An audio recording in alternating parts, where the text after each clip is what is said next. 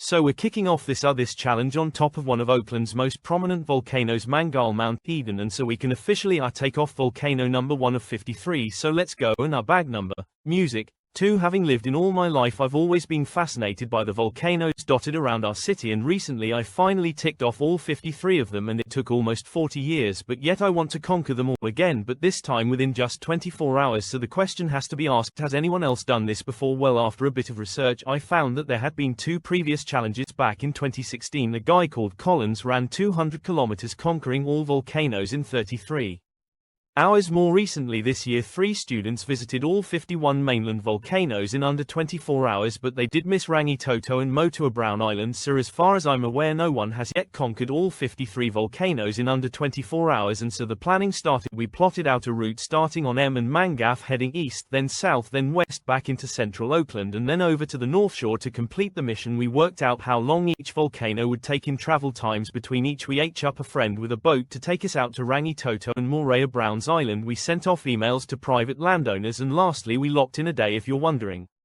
whether we're going to be running this entire mission, the reality is that it's just not physically possible to run to every volcano within 24 hours, but driving the entire way is really no fun either, so we've come up with a good compromise. We'll be using a car to get to each cluster of volcanoes and then running between them. We estimate that we'll be running at least 50 kilometers or more on this mission. Okay, so how are we going?